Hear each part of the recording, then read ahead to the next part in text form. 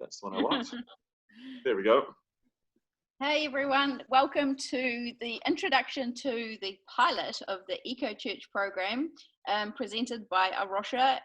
And the main part of Eco Church and what we're trying to do is that we want to engage churches, we want to invest in them, we want to support leaders that are on their environmental journey and that want to engage their churches in doing better for the planet and for their own communities, and we hope to inspire people through this program. The Zero Waste program is one component of the Eco Church program, and this presentation is basically an introduction to what that might look like, and there's many other things that we'll be helping out with and supporting you with as churches go on a journey of becoming an Eco Church. So welcome, and thank you for listening. I'm going to hand over to Silvia now. She's the A Rocha local group leader in Christchurch. Hi folks. I'm also a Presbyterian minister, and I am super excited to be part of the launching Eco Church in New Zealand. The thing which really motivates me the most about waste is that, it's so important for us as Christians to want to be part of how God is working, how God works in between people, but how God has set the whole universe up to work. And one of the most basic principles of that is that there is no waste in God's way. Everything that God makes is part of a circular economy and system of life. And to me, it's a real thing of human sin coming out of our own greed and unjust economic systems that just even in my lifetime, we have seen the amount of waste just literally pile and pile and pile and flow literally right through the planet. And to me, that's a real spiritual problem, and it's a violation of how God set things up to be. And I just am calling churches to be part of kind of reversing that and actually touching base again with how things are set up to be. So let's be part of this together, even if it is a bit messy. How are we going to do it?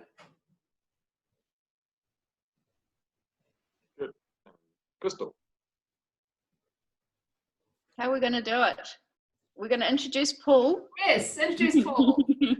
Introduce Paul, who's working as an educator for Pare Kore, and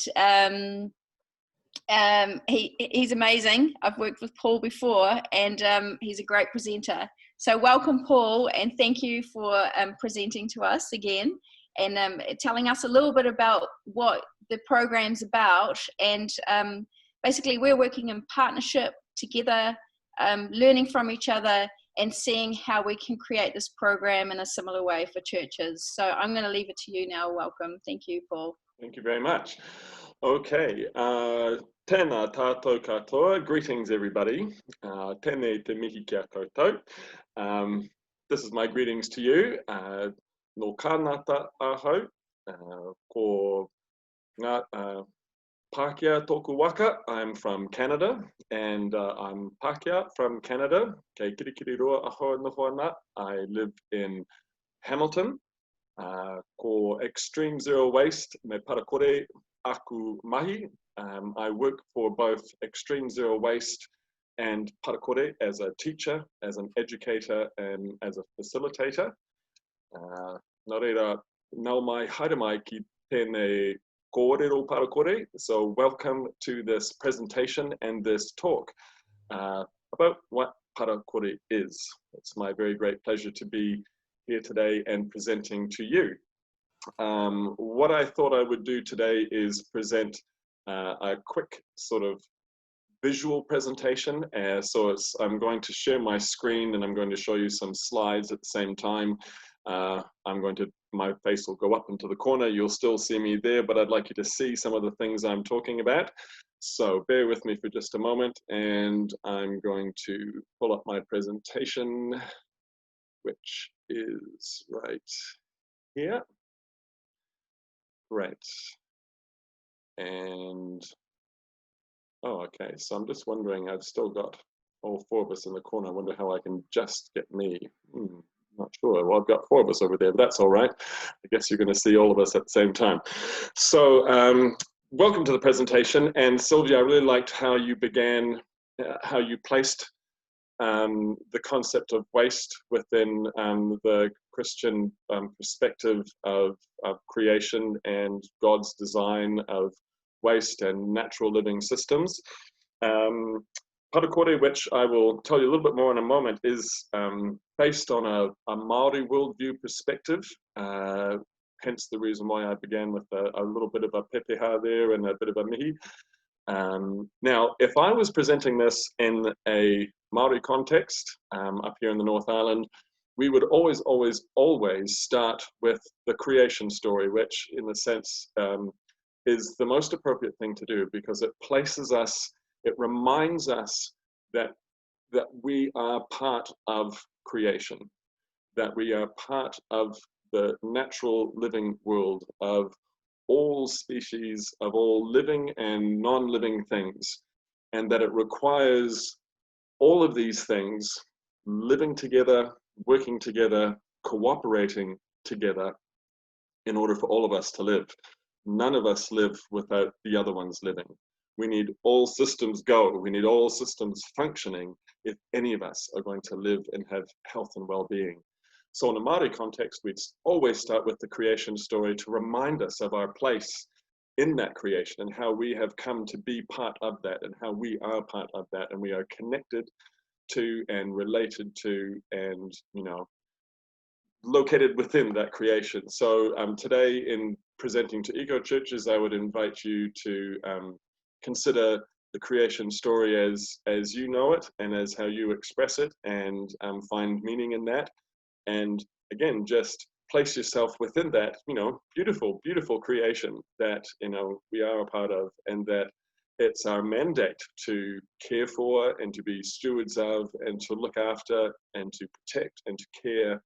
And so therefore, the story of waste is located within that, because if we're going to start understanding, you know, motivations as to why we should look after, why waste is an issue, we need to remember of our place in creation and how, you know, we have a responsibility within that.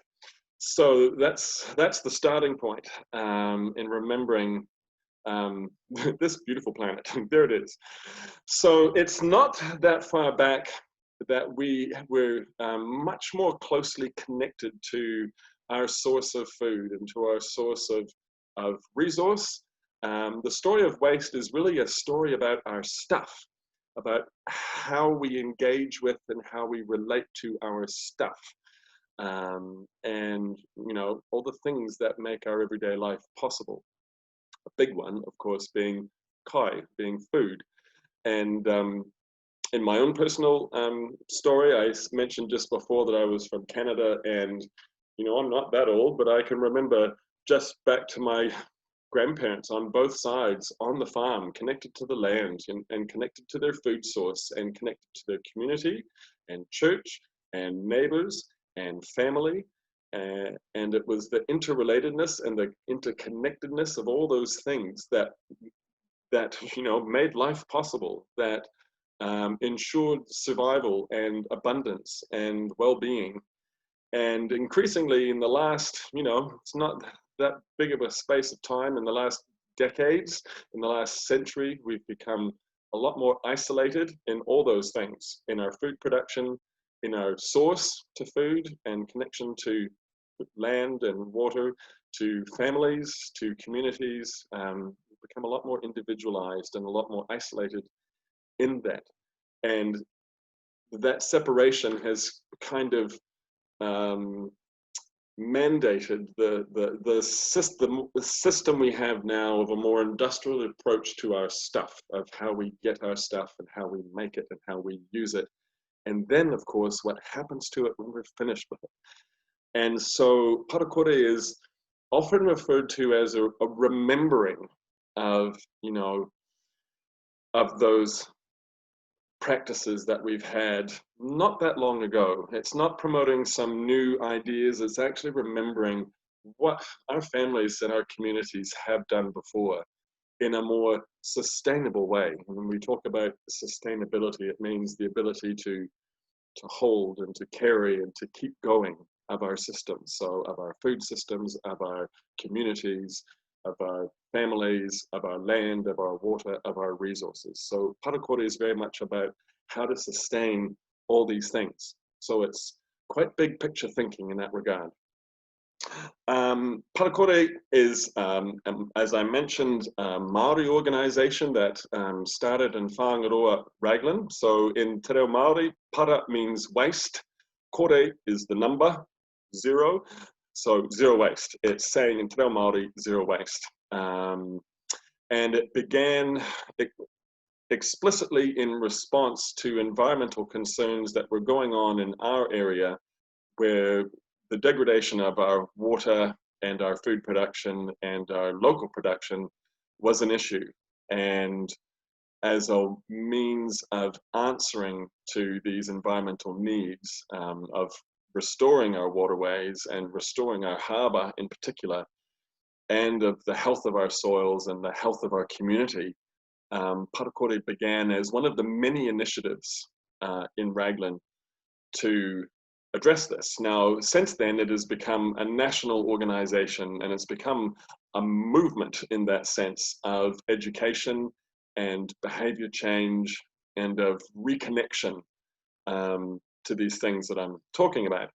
And it's my very big honour to work for this place as a Canadian, as a Pākehā, as a New Zealander who's come and, well, as a Canadian who's come and found New Zealand to be my home.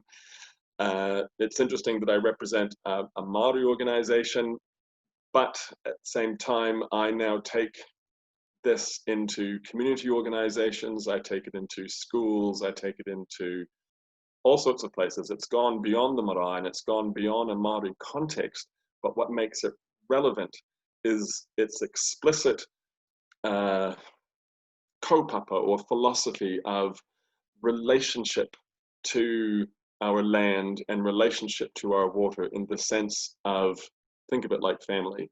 You know, you care for things that you know, and you care for things that you love, and there's that sense of relationship. And in Te Ao Māori, in the Māori worldview of thinking, land and water and place is much more of a sense of relationship that perhaps we've lost a bit in Te Ao Pākehā, in the you know, European or Western worldview, where we see resources and we see water and we see things in nature more as just stuff that we take for our purposes. And Māori have this explicit relationship with it.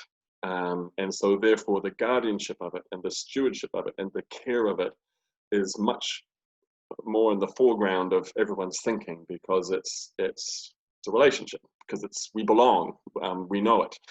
So it's a wonderful model when we look at environmental education, environmental restoration, to use this, you know, unique New Zealand Aotearoa Māori perspective that we have, that we can use and apply to our guardianship of our taonga, of our treasures, of nature, of our resources, and of our place. And it's for all of us. And so now mai haere mai, it's for everybody. So yes, it's a Māori organisation, but it's a New Zealand organisation for all of us. And it's a model that's effective and that works really well. So I'm going to go through a few of the motivations about zero waste and how we come to thinking, you know, what motivates people to want to consider zero waste in environmental protection, action, restoration. And the first one, it's always a good one to start with, is, well, money, because waste costs money. And when we don't really think about it, when we just throw stuff out, it has to go somewhere and something has to happen with it. And I refer to this a lot as when I talk about the rubbish bin. I work in schools, I teach children from kindergarten age all the way up to high school. And, you know, the best way to really think about the rubbish bin, I come into the classroom and I say, all right, I'm here to talk about, I point over there and I say, that, and they all look and I say, yeah, the lazy bin. And they think that's hilarious. It's the lazy bin. what I mean by this, it's a great concept, is that the lazy bin means we have something in our hands, and this is our current condition. We have something in our hands and we decide we no longer want it. And so we think, what do I do with it? I don't know, put it over there. The lazy bin, the rubbish bin, is always the first stop. It's the first place we go to. It's the thing we think is the best idea because it requires the least thought. Unfortunately, the lazy bin ends up into landfill. Lazy bin goes to landfill. And as we're going to find out a little bit, it really is the last stop it should be. It should not be our first option. It should be the last one. The lazy bin should be our last option. And rubbish costs money. So, yeah, everywhere has to take it away. It has to go somewhere. And as I'll mention a little bit down the track, when we start looking into what goes into rubbish systems, most of it isn't actually rubbish. And this is a lesson I do with 5-year-olds. It's a wonderful unit called, Is That Really Rubbish? And we start looking at it, and most of the time, most of what's in the rubbish isn't actually really rubbish. So here's an example, $700 to retrieve that, but look at that, most of that's cardboard. That's not really rubbish. There are 3 options I could think of for that. Cardboard could be recycled, it could be reused, it could be composted. It doesn't need to be in the landfill, paying money for nothing. So if for nothing else, if, you know, the motivation is money, then great. If that's what's going to motivate you, there you go. It will save you money. True fact, up to 75%, 80%, 90% of what is in rubbish systems of schools, community organizations, businesses, isn't actually rubbish, and you're paying to bury stuff in the ground. That's motivation number 1. Motivation number 2, well, not many people know it. People think New Zealand is, you know, a nice little country far, far away, and we kind of are exempt from many of the problems in the world, but we are 10th most wasteful country based on this research. And it's a true fact. We throw lots into landfill. Most people think, you know, oh, we're just so small, it doesn't have much impact, but per capita, per household, how much we're putting into our landfill actually is really significant. And here are the statistics on that. 3.6 kilos of waste. Now, this was in 2018, and I saw some figures in 2019, and these numbers have gone up again. Key things to see here is that it's a 20% increase from 3 years ago.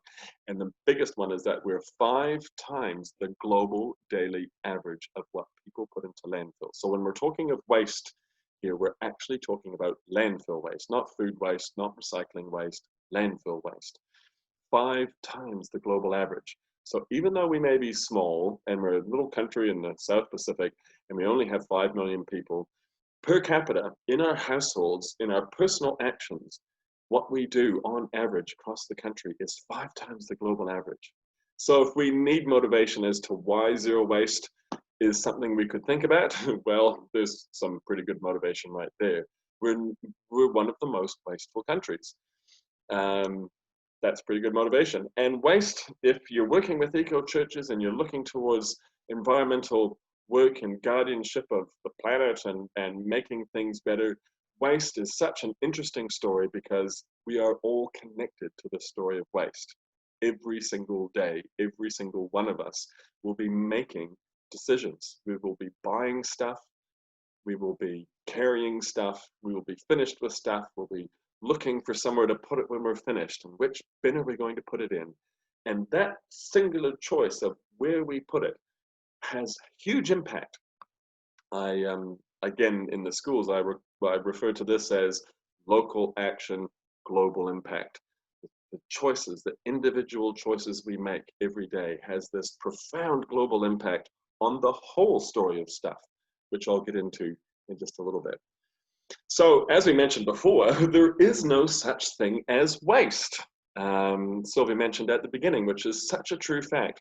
There is no such thing as waste. So if you think in the natural world, in our ecosystems, in our living systems, you know, the planet Earth is one giant living organism in that sense, full of living systems that all work in sync with each other, that all make each other possible. And so every single thing within our natural world goes back into the story. This is the idea of the circular economy, or the cycles of nature. Waste from one process becomes, well, either a food for something else, or a nutrient, or provides some condition or some habitat or something, that everything is used again and again and again. We are on a finite planet. There's only so much stuff. Everything is recycled. It's how a finite planet works. Everything works in cycles. Everything goes around and around. But as we'll learn in a moment, our modern systems of stuff, of how we make and take and make and use and get rid of our stuff, has become very linear. How we take it and then make stuff and use stuff, and then we dump it at the end, especially if we're using the lazy bin, especially if it goes into landfill. It's a very linear system. And the more that we take and use and sell and get rid of, we're depleting the natural resources at the front end of the story, and we're piling up the disposal at the other end of the story. We're not doing a circular system, we're doing a linear system. Pare Kore is very much about mimicking and copying how natural systems work, just as other environmental philosophies like permaculture and other things work. They talk about mimicking nature, as in copying how nature systems work, because if you think of it, the natural systems and creation in that sense is perfect, was designed perfectly. And that's what we need to copy. We need to model that, not this human linear model. So there is no such thing as a way. You know, when you throw it away, I like to question, where is that place? Because it's somewhere, it goes somewhere. It's either going in the ground or in the water or somewhere. It goes somewhere. It doesn't go nowhere. It doesn't disappear. It's not magic. When we throw it away and we put it in the lazy bin, when it goes into the bin, into the landfill, into the magic black bag that goes on the street that the truck picks up, it goes somewhere. So there is no such thing as a way. We have to consider what happens to our things when we're finished with it. Now, the story of zero waste, as I was saying, the whole story of zero waste, people often think, and rightly so, they think zero waste is all about, you know, having a recycling bin or composting or reusing something. And that's true. That's absolutely true. That is part of zero waste. However, to have the most impact in our work with zero waste, we need to consider the whole story. And that's from the very beginning, from extraction, as this picture shows. I have a few pictures of extraction, which is all about taking the stuff to make our stuff, getting the materials that we use. So it's about how we're taking it and where we're taking it from and what impact it's having on where we're taking it from. What's left behind after we've taken it? Is it creating damage, or is it being done in a, you know, sustainable way that can be carried along and carried further and kept going? And a lot of these examples are from New Zealand. These are examples of extraction of natural resources in order to make our stuff. So this is very much part of the story of zero waste. The decisions we make of what we use and what we buy and what we have, where we're getting it from, and what we're supporting, what we're taking, is part of the zero waste story of keeping our natural resources going. Then there is production, which is all about how we make it. So we've got the stuff to make our stuff, and now we're making it.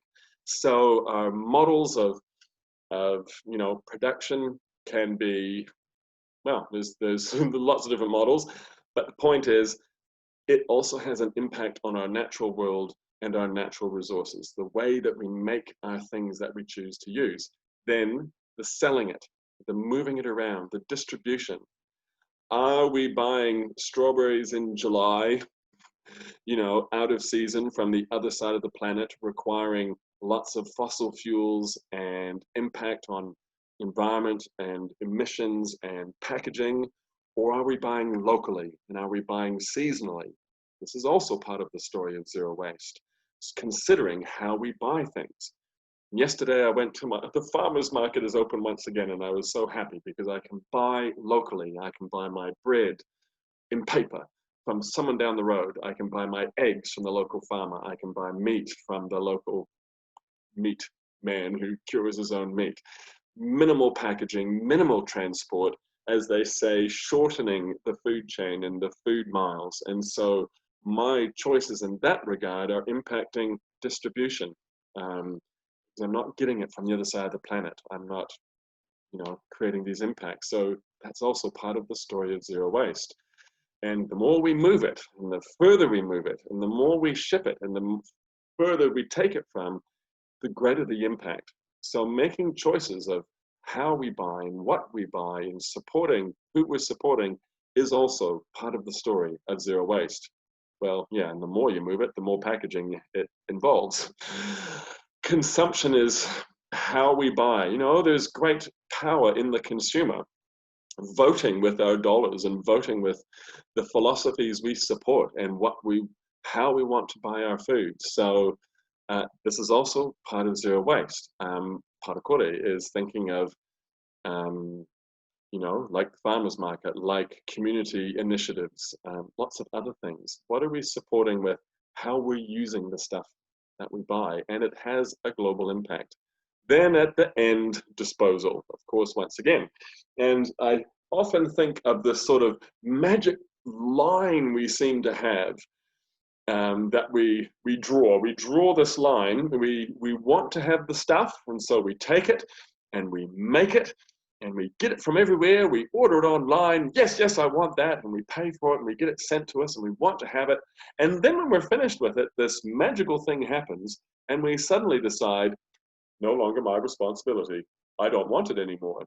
And so suddenly at the disposal stage, we absolve all responsibility from it. We think, oh, well, I don't want it. So, not my problem, someone else's problem.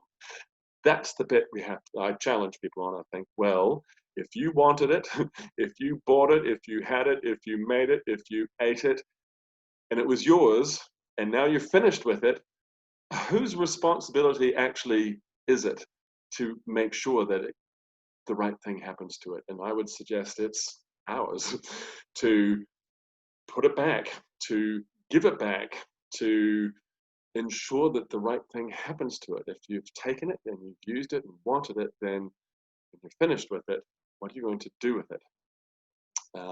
And this is the responsibility of our stuff. So yes, disposal is part of zero waste, obviously.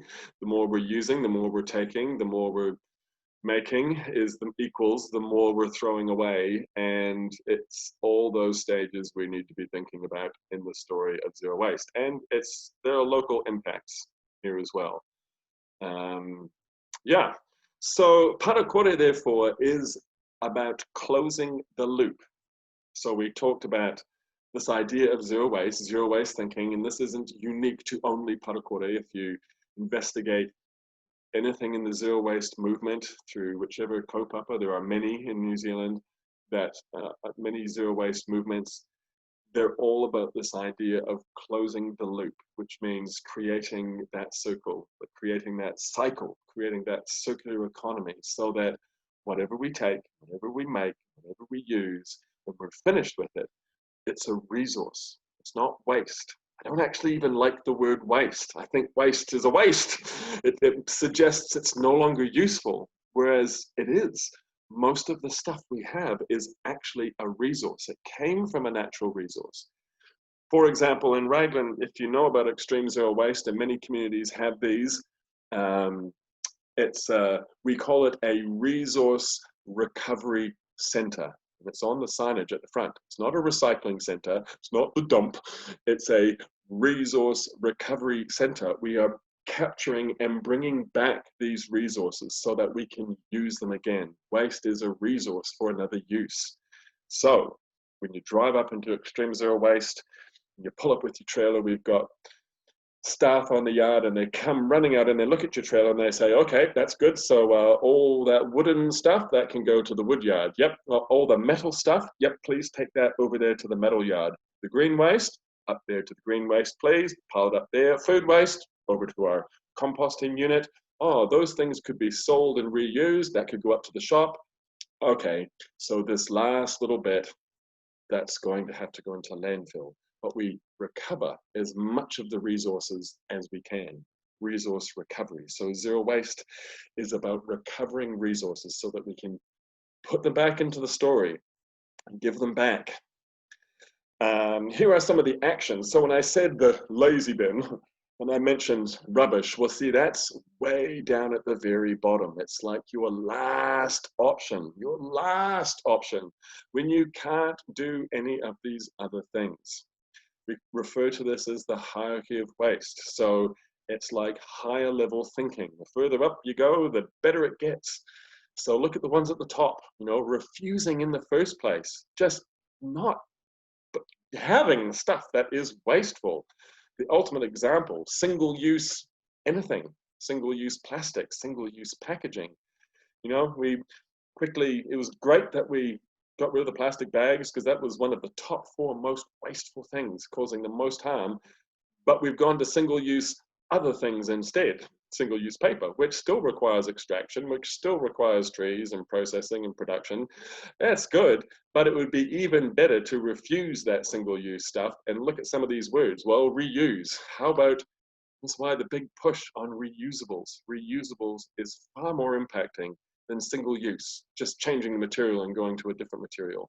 Recycling is good, but as you can see, it's kind of down near the bottom. It still requires extraction to some extent. It still requires the production and the distribution. And if we keep just taking and using once and disposing in that way, it's better than landfill, but not a whole lot.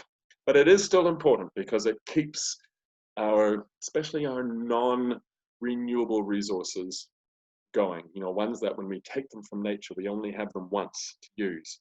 Like black iron sand that makes steel, like silica sand that makes glass, like bauxite that makes aluminium. We only have once to use them. So when we take them from nature, recycling is important because it keeps them in the story for as long as possible. So recycling is still important, but even better are some of these other words and some of these other actions. So again, talking about zero waste is considering lots of different actions. Not just having bins to put things in at the end, which is a good step, but there are other actions to consider, and here are some of them.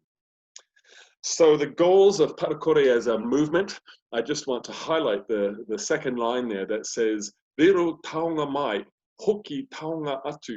So that means we take treasures from you, meaning from nature, from creation, natural resources. We take natural resources, we return these treasures, we give them back. So that's everything I've just been talking about. So whatever we take, we give back. Whatever we use, we give it back to be used as a resource for further purposes. Finite planet, circular systems, around and around.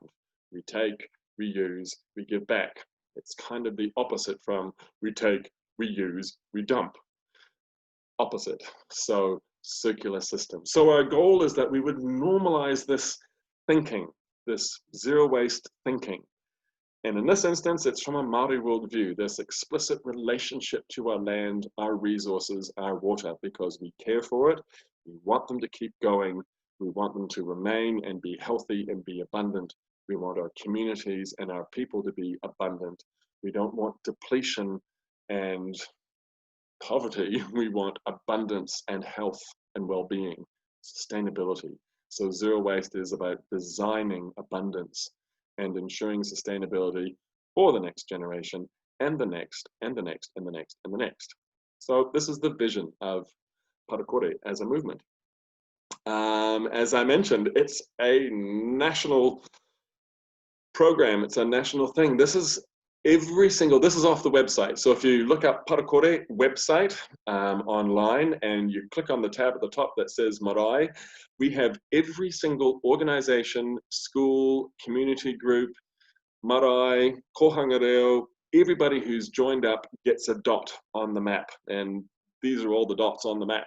And if you take your mouse, you can zoom it up and you can see who's doing what and where, and it gives you all the names of everybody across the board who is taking part in this movement of Pare Kore.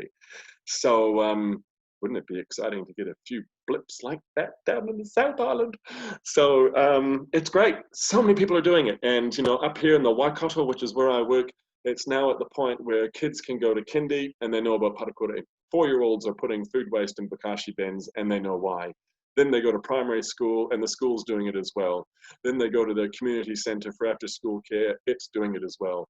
They go home to their marae on the weekend, it's doing it as well. Normalising zero waste. So I work particularly with schools, and this is what I mean. It's a model from a Māori worldview, but this is just a regular mainstream, mostly Pākehā school. This was, I think, the first one to join up with Pare Kore. And, you know, kids get it. All ages can understand the reasoning behind it. And I love working with children because they just, you present a problem to them, you tell them some of these things, and they just kind of say, well, that's dumb. We shouldn't do that. It's like, no, we shouldn't. You're right. We should do this instead. I go, yeah, we should. And then they just get on with it. They're so great. They don't have the obstacles that you know we often present. And their enthusiasm and their sort of purity of potential is so exciting. So here we are doing a waste check, and they're pulling everything out of their school to have a look, to see what's going on, to see what they can change. And obviously they're a little bit excited about that. Now here's our model. Now Pare Kore up here is a program that these organizations join, and this is the discussions we're having of how we can partner with A Rocha and how we can partner with this exciting eco churches movement that is developing and growing within your networks, and is so exciting. And we're going to figure out how that all works. This is the framework that we've been using that works in the context of community organizations, kindergarten schools, marae, everything else. We present the kaupapa, which is what we're doing right now. Now up here, it's a signing of an MOU because there's funding involved, and we support and we provide support through a program, which is this. That's yet to be sort of decided how exactly we're going to do that within this pilot program with the eco churches. We do a waste check, which I'm going to tell you about in a moment. We support by helping set up systems. This is our 10th year, so we've been working on this for 10 years. We've really worked on strategies to make it work. You know, we work in tiny organizations, we work in massive events and organizations. It's behavior change. This is all about behavior change. It's not just putting a bin somewhere and expecting things to get better. It's understanding, it's changing of habits, changing of values, and it's behavior change. So it requires support and education and all that sort of thing. And so we facilitate and we help you in that process. But we do set up bins and systems, and we've been trialing lots of things like what works, you know, is it colors, is it signage, is it placement, is it size, is it visual? You know, there's so many things that people have tried for so long to get it right and to see how to engage our communities and how to engage this behavior change. And so hopefully we can bring some of our expertise and share that with you. We've been working on it for a while, and we've learned a lot along the way. There's a lot of development involved. So if we can share what we've learned with you and it helps you achieve your outcomes, then great. The workshop's all about the learning, as I mentioned, and we do some measurements, which is sort of measuring change. You know, in enviro schools, they often talk about measuring change. How do you know you're making a difference? How do you know it's getting any better? So we, again, have developed some systems to measure some of that change, so we can give you feedback, and you know if you know you can measure from what you're doing, and the annual evaluation. That's sort of our program up here. But let me just show you what a bit of that looks like. So here's the waste check, and it's kind of like a waste audit, if you've heard of that term before. Now I'm doing it here with kids in schools, and it's honestly the most powerful, impacting learning experience you can have. I can tell them all about it as much as I like, and we can play games and tick workbooks and write sentences, but until we actually get out there and have a look at what's happening in our own place and see what's going on with our own waste streams, this is the most impacting thing. And most of the time when we do this, my work is done. Like, for example, that bottom picture with the 3 bins in a row of once wiped paper towels. This was like I can't remember now, I think it was a few days worth of waste at school. There are 3 60-litre bins of once wiped paper that was going into black plastic bags, money being spent to go and bury it in landfill, you know, and people do the paper towel and they think, oh, it's just one piece of paper, no big deal, put it in the bin, you know, no big deal. But when you walk out and see 3 bins, most of the time people walk out and the teachers and the kids just walked out and went, whoa. And I went, yeah, you know, my work is done. There's the impact, visual. Here's what's happening in our place. What can we change? What could we do differently? And, you know, it's not about fixing everything. It's about what's the most obvious thing that we can make the next step in? What's the first thing we can change? What can we improve? What's the easiest first step? And so we're separating all our things out. We're looking at how much food waste there is and how much clean paper could have gone into recycling. These aren't their recycling bins. All of this was in the rubbish. And we've found out, wow, we've got food in the rubbish. We've got clean paper for recycling in the rubbish. We've got cardboard. We've got recyclable plastics. We've got dirty paper, which could have been composted. And we worked out once again that most of what was in the rubbish, like I said before, wasn't actually rubbish. And you can see in the top photo there left, the tamariki all coming out and having a look. And we shared our findings with the classes and they were like, yeah. And we decided, yep, what can we do next? So a waste check is a really powerful thing. And hopefully this could be something we could help you with, is facilitating some of that, because it helps provide next steps. Where do we start? How do we begin? What do we need to fix? And the waste check is a really powerful medium to help us understand that. And that's typically the results we get pretty much always. I've been doing waste checks for 5 years, 4 years, 5 years, and I think it's always around this. I come up with a figure of around 70%, 75%. I've had up to 87%.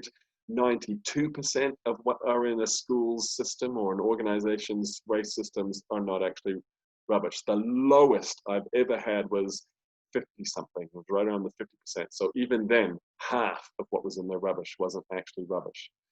I've never had less than that in a waste check in all my time doing this. So there's always room for improvement, and we do it once a year. Come back again the next year. We write a report, we itemize everything, we compare, we measure. How's it going? What could we work on next? What's your next step? Well, you achieved that last year. Congratulations. What's our next step? How could we get better again? How can we go even further than that? We help with some resources. This is just an example of a school, you know, announcing to their community, you know, because a school like a church is multi-use. You have after school care, you have play center, you have parents, you have weekend sports, you have all sorts of things coming through the school. This helps name that this is this kind of a place, and this is our philosophy, and this is what we're trying to achieve at this place. So you'll see some bins and you'll see some practices here, you know, welcome to use our place. Please respect what we're trying to do here. So our resources can kind of help name that. I've been helping out with some events, community events, school events, fundraising events, Waitangi days, sports events, fundraisers, all sorts of things. And, you know, when schools make that commitment to work on zero waste, they realize that it now begins to apply to all sorts of settings. And so even at community days, they think, right, well, we're doing it every day at school, but we're going to have to do that in our community events as well. And we say, yeah, good idea.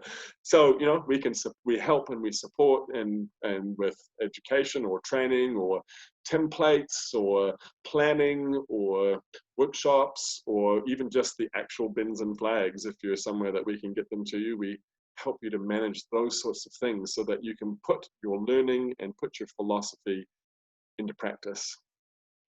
Here's an example of some of the workshops we do. Now this is with the teachers of a school. So yeah, just building that understanding of the big picture of zero waste, kind of like what we're talking about now.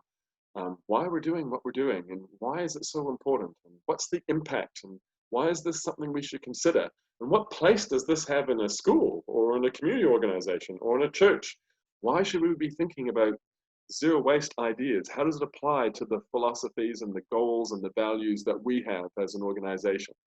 So the Wānanga, again, we've been developing over time and continually developing to help meet the needs of the organizations that we work with. So again, this could be something that we could share with you. And some of the benefits, therefore, of engaging with Pare Kore, with zero waste, kai tiakitanga. So kai, food, tiaki, care, the kai tiakitanga, it's looking after our source of food, of it, well, it literally means guardianship and being good stewards and care of. If you're a kaitiaki, you're a person who looks after something. So you're putting kaitiakitanga into action. You're putting your words into action, your beliefs into action. Like a whanaungatanga, and I've highlighted whānau in the middle there. Like a whanaungatanga, it's working together as a whānau, as a body, as a corporate entity. It takes all of us to do this. It's not one person's job. It's not the caretaker's job. It's all of us. It requires all of us being on board and embracing this idea and, you know, not being lazy with the lazy bin. It takes all of us to put stuff in the right place and to care about what we're doing and how we're doing it. Ko tahitanga. Tahi, one. Unity, it's number one. Ko tahitanga. It takes all of us working together. Again, matauranga, knowledge, understanding, learning. And of course, the practical things. Reduced costs, less mess, a cleaner place, less smell. It's looking after everything. It's literally, it's step one. It's doing what's right in front of us. It's the very beginning of looking after our environment. It's our everyday living. So that is Pare Kore. That is a brief presentation on the philosophy behind it, what it involves, what the thinking is, what some of the values are. Whaia te tika. So tika means correct, tikanga. Tika, so the right thing. It's doing the right thing. Again, putting our words into actions. So, ngā mihi, that's my presentation on Pare Kore. It would be wonderful to think that we could work alongside you in this pilot program of the eco churches, if we could share any of our expertise or our learning of this, you know, unique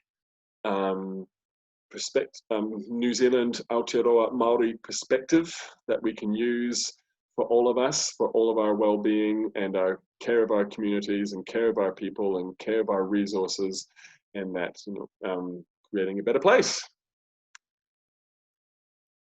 Tēnā koutou. I'll stop sharing. Well, thanks. So do we want to wrap up before I stop recording? Is there anything else you'd like to say before I finish doing that? Well, just to say that we'll be in touch, that there'll be more communication coming from A Rocha to churches who are interested, and we look forward to more conversations about what this is going to look like in different places around the country. Well, wonderful. And kia kaha to you. I think it's wonderful that, you know, you're embracing this idea, that you're being brave and, you know, pioneers in this regard to tackle some of these issues. They can be seen as complex and difficult, but they can also be simple and rewarding. And I certainly think there's a place in the spirituality and philosophy of churches to do this. I think it's completely, totally fitting. And I'm really excited to hear that this is, you know, some of your mahi and some of your thinking and your work that you'd like to do. And it's exciting to be a part of. And I look forward to finding out more. Thanks. Well, blessings on your work. Thank you. Wonderful. All right.